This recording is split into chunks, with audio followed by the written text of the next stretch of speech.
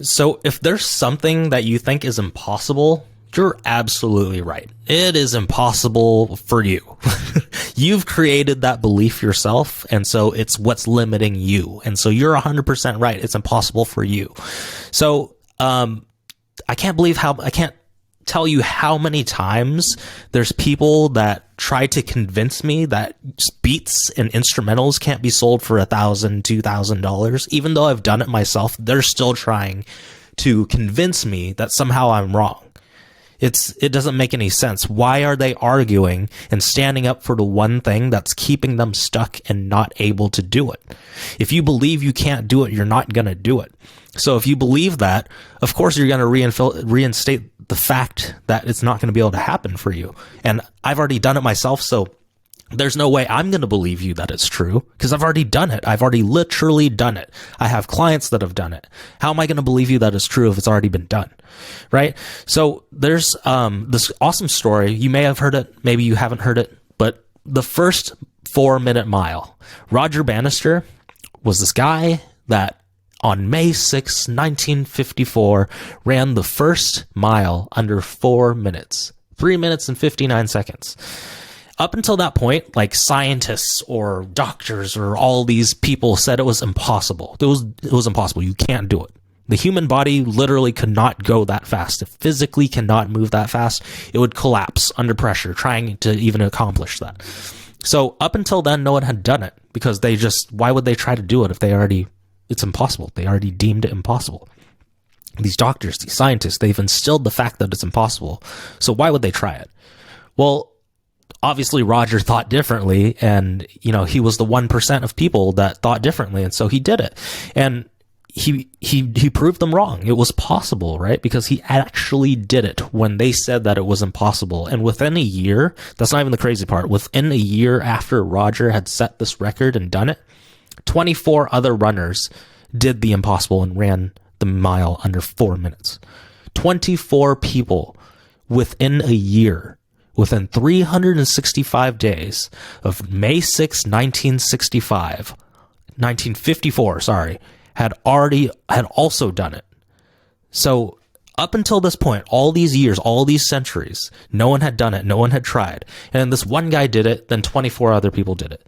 And as of 2021, there's over 1,600 people that have done it also. And now it's become the standard for many middle distance runners, right?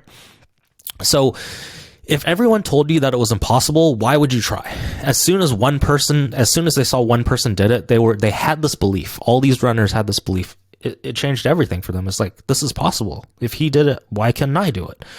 So our beliefs hold us back from achieving a lot of our goals. And I think that's a major reason why people get coaches, people get therapists, people get doctors, people get advice from any external person, is to help them overcome these beliefs that they have that are keeping them from obtaining certain goals that they want.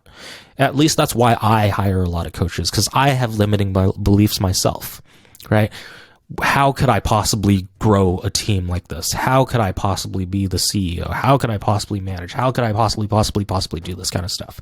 And the crazy part is we weren't born with these beliefs. If you think about it, when you were a kid, you thought anything was possible. You were thinking, oh, when I grow up, I want to be a firefighter. I want to be a policeman. I want to be a doctor. I want to be a superhero. I want to be Superman, right?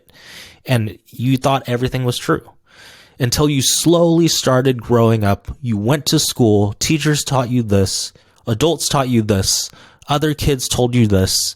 So at some point in our lives, these beliefs were slowly instilled into us. And the crazy part is we might not be able to identify where these beliefs came from. We just heard it at one point or another, whether it was in the news, we read it on the internet, we read it in a blog. We can't identify where we got that original belief or that information that created that belief, but it's forever instilled in us. So we have to now combat it and start spending money, hiring coaches to break these mental beliefs for us so that we can actually achieve goals that we want. So the best way to do this is to start with awareness first as your first step. Start questioning every belief that you have, everything that you absolutely believe in. Start questioning, where did it come from? Why do I believe this? What good does this do me continue believing this? That's the most important question, because sometimes these things, these beliefs that you have, they're factual, they're true. But what you got to ask yourself is, what good does believing in that do for me, right? Because if a belief limits your capabilities, it's not worth believing in, even if it is a fact. The greatest accomplishments come from achieving things above normal and what the mass believes. Most people don't believe that you can make money online. Most people believe you have to work a 9 to 5 till you're 65, too old to enjoy your life, and finally retire and live scarcely because you're only living off of any retirement money that you have saved. So the great things, the great accomplishments come from breaking beyond these beliefs and doing the things that most people don't deem like possible. You know what I mean? So find the things that are beneficial to you that people deem impossible, and just become 100% irrational about it. That's how you reap the benefits that most people won't. Most people won't be millionaires. Most people won't be rich. Most people won't have abundant lives.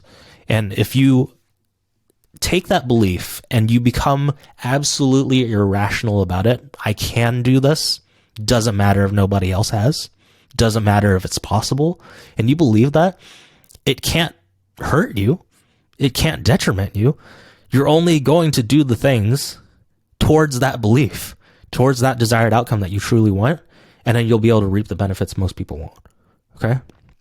So, another example too, this is a really powerful one from Andrew Tate, and this got a lot of backlash because he said that depression isn't real. And the way that he described it was it was really interesting, because he believes that feeling depressed is a real thing, but depression as a diagnosis, like it fell from the sky, landed on your head, and you can't do anything about it, is absolutely asinine. Like there's no way that it's possible. And even if it was, he still doesn't believe it, because if he believed it, he would be giving power to it. If he believed it, he would say, okay, maybe it's true. Maybe that's what I have. Maybe I can't fix it. I can't do anything about it. Whereas if you believe it wasn't true, there's no way that that's true. There's no way it can fall out of the sky. I can fix this. Then you give yourself the power, and you can do something about it to change the fact, right? So the only thing that can really do is benefit you. It can only empower you.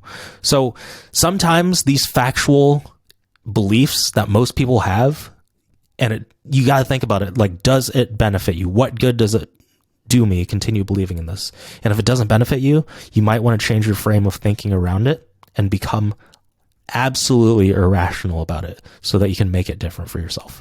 Hopefully this training was helpful. I'll leave a call link up here if you want to book a call with me and get more help with your business and all that good stuff. But hopefully this was helpful. Talk to you soon.